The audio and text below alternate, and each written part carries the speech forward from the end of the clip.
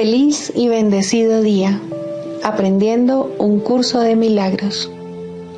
El secreto de la verdadera oración es olvidarte de las cosas que crees necesitar. Pedir algo específico es igual que ver el pecado primero y luego perdonarlo. Del mismo modo, al orar pasas por alto tus necesidades específicas, tal como las ves, y las dejas en manos de Dios. Ahí se convierten en los regalos que le haces, pues le dicen que no antepondrás otros dioses a Él, ni que quieres otro amor que el suyo. Este libro es un comienzo, no un final.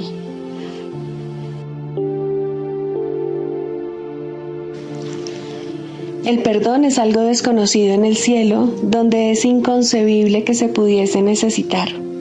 En este mundo, no obstante, el perdón es una corrección necesaria para todos los errores que hemos cometido.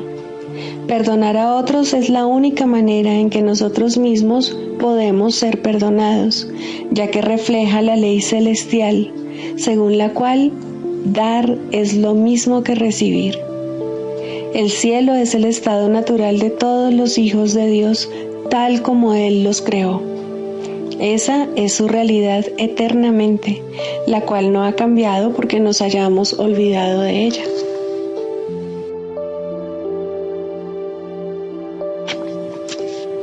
Introducción. Este es un curso de milagros. Es un curso obligatorio. Solo el momento en que decides tomarlo es voluntario. Tener libre albedrío no quiere decir que tú mismo puedas establecer el plan de estudios. Significa únicamente que puedes elegir lo que quieres aprender en cualquier momento dado. Este curso no pretende enseñar el significado del amor, pues eso está más allá de lo que se puede enseñar. Pretende, no obstante, despejar los obstáculos que impiden experimentar la presencia del amor, el cual es tu herencia natural. Lo opuesto al amor es el miedo, pero aquello que todo lo abarca no puede tener opuestos. Este curso puede, por lo tanto, resumirse muy simplemente de la siguiente manera. Nada real puede ser amenazado. Nada irreal existe. En esto radica la paz de Dios.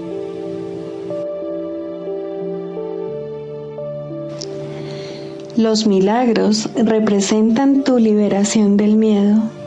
Expiar significa deshacer. Deshacer el miedo es un aspecto esencial del poder expiatorio de los milagros.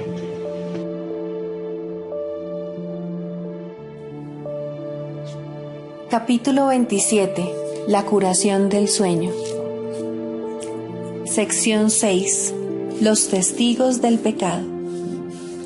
El dolor demuestra que el cuerpo no puede sino ser real. Es una voz estridente y ensordecedora, cuyos alaridos tratan de ahogar lo que el Espíritu Santo dice e impedir que sus palabras lleguen hasta tu conciencia. El dolor exige atención, quitándosela así al Espíritu Santo y centrándola en sí mismo. Su propósito es el mismo que el del placer, pues ambos son medios de otorgar realidad al cuerpo. Lo que comparte un mismo propósito es lo mismo. Esto es lo que estipula la ley que rige todo propósito, el cual une dentro de sí a todos aquellos que lo comparten. El placer y el dolor son igualmente ilusorios, ya que su propósito es inalcanzable. Por lo tanto, son medios que no llevan a ninguna parte, pues su objetivo no tiene sentido, y comparten la falta de sentido de que adolece su propósito. El pecado oscila entre el dolor y el placer, y de nuevo al dolor, pues cualquiera de esos testigos es el mismo, y solo tienen un mensaje: te encuentras dentro de este cuerpo y se te puede hacer daño. También puedes tener placer, pero el costo de este es el dolor. A estos testigos se unen muchos más. Cada uno de ellos parece diferente porque tiene un nombre distinto, y así parece responder a un sonido diferente. A excepción de esto, los testigos del pecado son todos iguales. Llámale dolor al placer y dolerá. Llámale placer al dolor y no sentirás el dolor que se oculta tras el placer. Los testigos del pecado no hacen sino cambiar de un término a otro, según uno de ellos ocupa el primer plano y el otro retrocede al segundo. Es irrelevante, no obstante, cuál de ellos tenga primacía en cualquier momento dado. Los testigos del pecado solo oyen la llamada de la muerte. El cuerpo de por sí carece de propósito. Contiene todas tus memorias y esperanzas. Te vales de sus ojos para ver y de sus oídos para oír, y dejas que te diga lo que siente, mas él no lo sabe. Cuando invocas los testigos de su realidad, te repiten únicamente los términos que les proporcionaste para que él los usara. No puedes elegir cuál de entre ellos es real, pues cualquiera que elijas es igual que los demás. Lo único que puedes hacer es decidir llamarlo por un nombre o por otro, pero eso es todo. No puedes hacer que un testigo sea verdadero solo porque lo llames con el nombre de la verdad.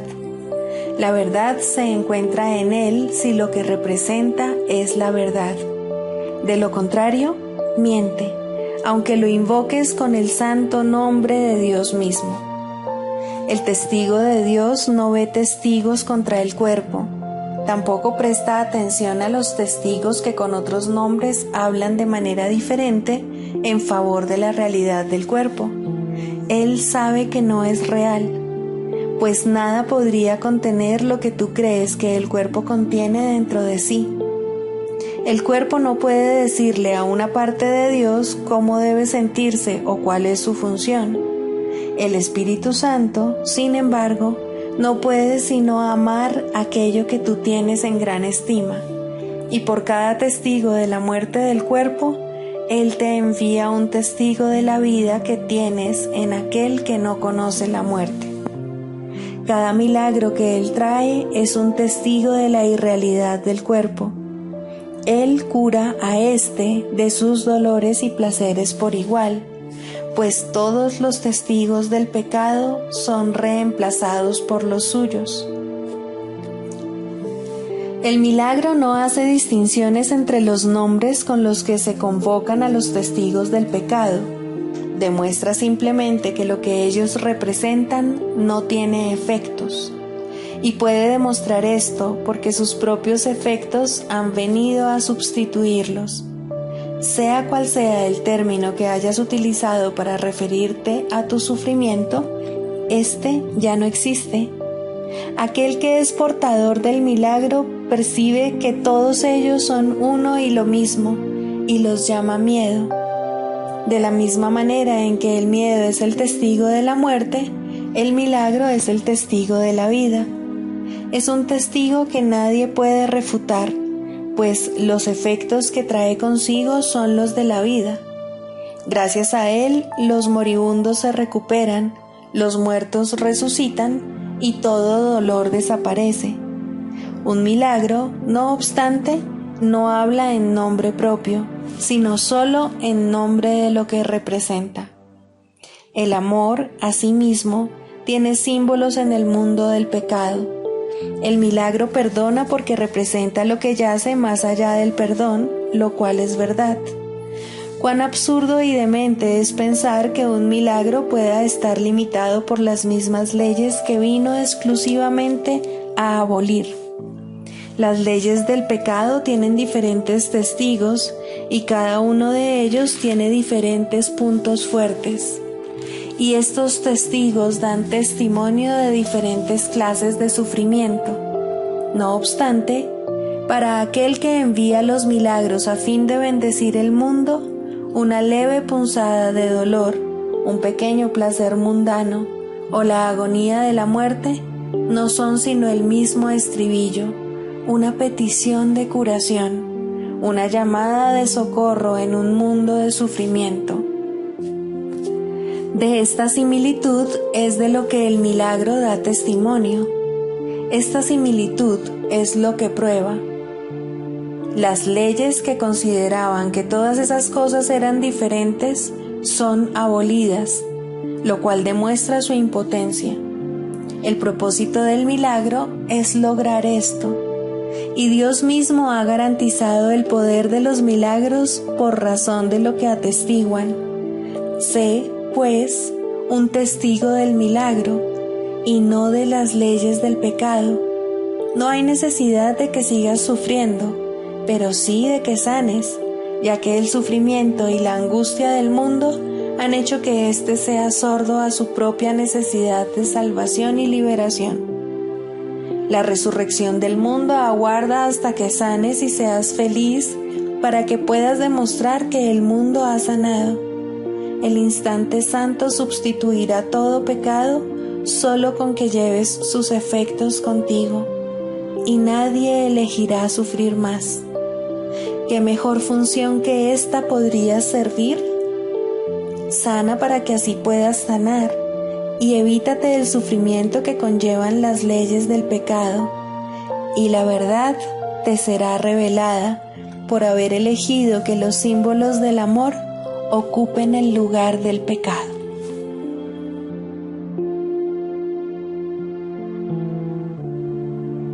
Libro de ejercicios 3. ¿Qué es el mundo? El mundo es una percepción falsa. Nació de un error y no ha abandonado su fuente. Persistirá mientras se siga abrigando el pensamiento que le dio vida. Cuando el pensamiento de separación haya sido sustituido por uno de verdadero perdón, el mundo se verá de una manera completamente distinta, de una manera que conduce a la verdad en la que el mundo no puede sino desaparecer, junto con todos sus errores. Ahora su fuente ha desaparecido, al igual que sus efectos. El mundo se fabricó como un acto de agresión contra Dios. Es el símbolo del miedo. Mas, ¿qué es el miedo sino la ausencia de amor? El mundo, por lo tanto, se fabricó con la intención de que fuese un lugar en el que Dios no pudiese entrar y en el que su Hijo pudiese estar separado de él. Esa fue la cuna de la percepción, pues el conocimiento no podría haber sido la causa de pensamientos tan descabellados. Mas los ojos engañan y los oídos oyen falsedades. Ahora es muy posible cometer errores porque se ha perdido la certeza. Y para sustituirla nacieron los mecanismos de la ilusión, que ahora van en pos de lo que se les ha encomendado buscar. Su finalidad es servir el propósito para el que se fabricó el mundo, de modo que diese testimonio de él y lo hiciera real. Dichos mecanismos ven en sus ilusiones una sólida base donde existe la verdad y donde se mantiene aparte de las mentiras. No obstante, no informan más que de ilusiones, las cuales se mantienen separadas de la verdad. Del mismo modo en que el propósito de la vista fue alejarte de la verdad, puede asimismo tener otro propósito. Todo sonido se convierte en la llamada de Dios, y aquel a quien Dios designó como el Salvador del mundo puede conferirle a toda percepción un nuevo propósito. Sigue su luz y verás el mundo tal como Él lo ve. Oye solo su voz en todo lo que te habla y deja que Él te conceda la paz y la certeza que tú desechaste, pero que el cielo salvaguardó para ti en Él. No nos quedemos tranquilos hasta que el mundo se haya unido a nuestra nueva percepción. No nos demos por satisfechos hasta que el perdón sea total y no intentemos cambiar nuestra función. Tenemos que salvar al mundo, pues nosotros que lo fabricamos tenemos que contemplarlo a través de los ojos de Cristo, de modo que aquello que se concibió para que muriese pueda ser restituido a la vida eterna.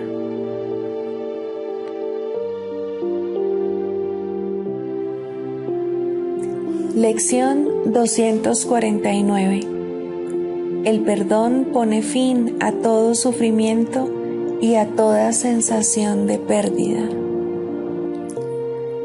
El perdón nos ofrece un cuadro de un mundo en el que ya no hay sufrimiento, es imposible perder y la ira no tiene sentido. El ataque ha desaparecido y a la locura le ha llegado su fin. ¿Qué sufrimiento podría concebirse ahora? ¿En qué pérdida se podría incurrir? El mundo se convierte en un remanso de dicha, abundancia, caridad y generosidad sin fin. Se asemeja tanto al cielo ahora que se transforma en un instante en la luz que refleja. Y así, la jornada que el Hijo de Dios emprendió ha culminado en la misma luz de la que Él emanó. Padre, queremos devolverte nuestras mentes. Las hemos traicionado, sumido en la amargura y atemorizado con pensamientos de violencia y muerte. Ahora queremos descansar nuevamente en ti, tal como tú nos creaste.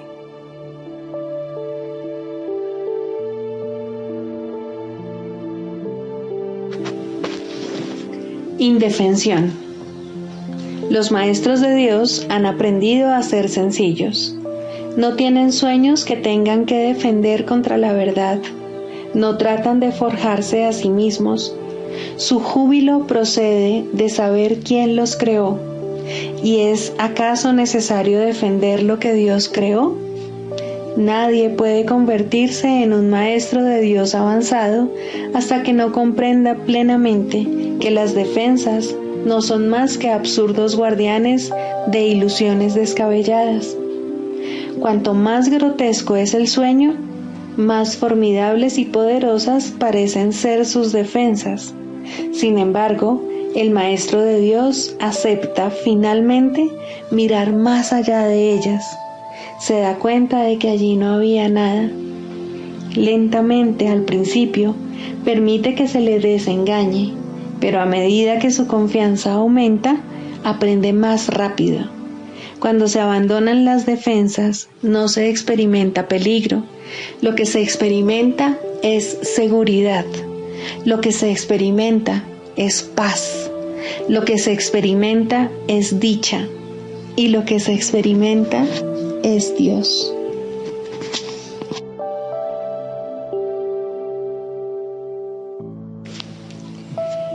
¿Tiene siempre lugar la curación?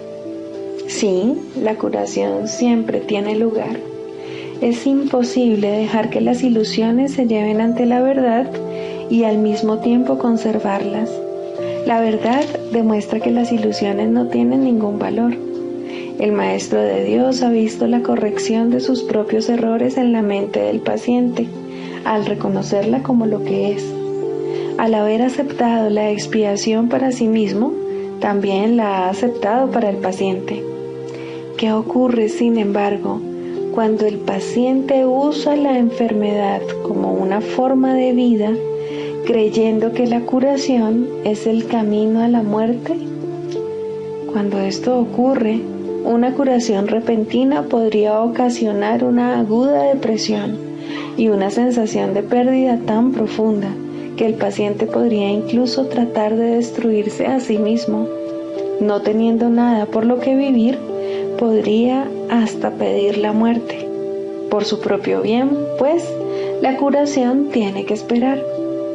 La curación se hará a un lado siempre que pueda percibirse como una amenaza. En el instante en que se le da la bienvenida, ahí está. Donde quiera que se haya ofrecido una curación, ésta se recibirá. ¿Y qué es el tiempo ante los regalos de Dios? Nos hemos referido en muchas ocasiones en el texto a los tesoros que se ofrecen equitativamente, tanto para el que da los regalos de Dios como para el que los recibe. Ni uno solo se pierde, pues solo pueden multiplicarse.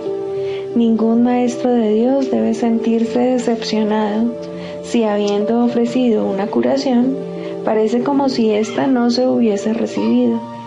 No es su función juzgar cuándo debe aceptarse su regalo. Que tenga por seguro que ha sido recibido y que no ponga en duda que será aceptado cuando se reconozca que es una bendición y no una maldición. La función de los maestros de Dios no es evaluar el resultado de sus regalos. Su función es simplemente darlos. Una vez que los han dado también el resultado, puesto que ello es parte del regalo. Nadie puede dar si está preocupado por los resultados de lo que da. Eso sería limitar lo que da, y en ese caso, ni el que da ni el que recibe dispondrían del regalo. La confianza es parte esencial del acto de dar. De hecho, es la parte que hace posible el compartir, la parte que garantiza que el dador no ha de perder, sino que únicamente ganará. ¿Qué sentido tiene que alguien dé un regalo si luego se queda con él para asegurarse de que sea usado como mejor le parezca a él? Eso no es dar, sino subyugar. Haber abandonado toda preocupación por el regalo es lo que hace que sea verdaderamente dado, y lo que hace posible dar de verdad es la confianza. La curación es el cambio de mentalidad que el Espíritu Santo procura que tenga lugar en la mente del paciente, y es el Espíritu Santo en la mente del donante quien le da el regalo a él. ¿Cómo podría perderse? ¿Cómo podría ser ineficaz? ¿Cómo podría haber sido en vano? Las arcas de Dios jamás están vacías, y si les faltase un solo regalo, no estarían llenas. Dios garantiza, sin embargo, que las arcas estén siempre rebosantes. ¿Por qué habría de preocuparse entonces un maestro de Dios por lo que sucede con sus regalos? Al ser Dios quien se los da a sí mismo, ¿quién iba a dejar de recibirlo todo en este intercambio santo?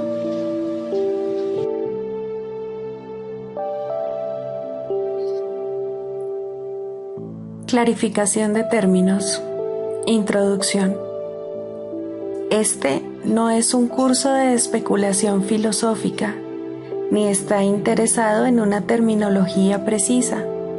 Se orienta únicamente hacia la expiación o corrección de la percepción. El medio de la expiación es el perdón. La estructura de la conciencia individual es esencialmente irrelevante, puesto que es un concepto que representa el error original o pecado original. Estudiar el error en sí no conduce a la corrección, si es que en efecto quieres tener éxito en poder pasarlo por alto. Y es precisamente este proceso de pasar por alto lo que el curso se propone enseñar. Todos los términos son potencialmente polémicos, y quienes buscan controversia la encontrarán, mas quienes buscan clarificación también la encontrarán. Deben estar dispuestos, no obstante, a ignorar la controversia, reconociendo que es una defensa contra la verdad que se manifiesta en forma de maniobras dilatorias. Los argumentos teológicos como tales son necesariamente polémicos, ya que dependen de creencias y, por lo tanto, pueden ser aceptados o rechazados. Una teología universal es imposible, mientras que una experiencia universal no solo es posible, sino necesaria. Alcanzar esa experiencia es lo que el curso se propone. Solo cuando ésta se alcanza es posible la consistencia, porque solo entonces se acaba la incertidumbre. Este curso opera dentro del marco de referencia del ego, pues ahí es donde se necesita. No se ocupa de lo que está más allá de todo error, ya que está planeado únicamente para fijar el rumbo en dirección a ello. Por lo tanto, se vale de palabras, las cuales son simbólicas y no pueden expresar lo que se encuentra más allá de todo símbolo.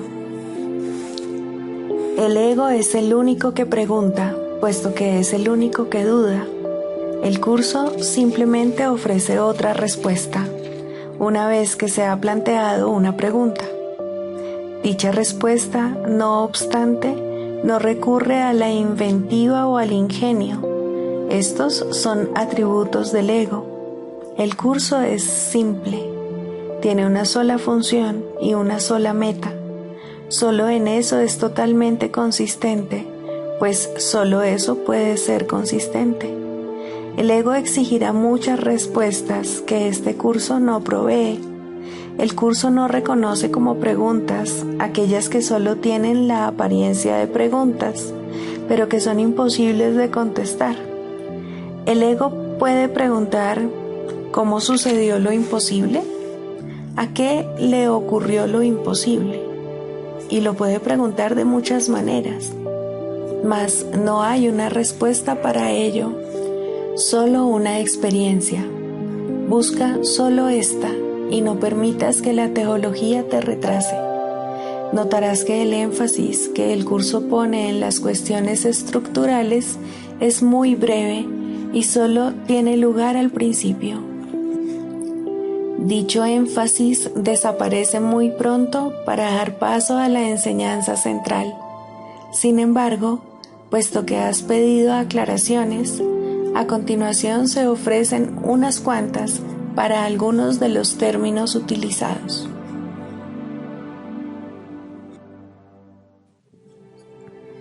Sigamos a Jesús haciendo del perdón algo tan natural como respirar y algo tan vital como el aire. Amén.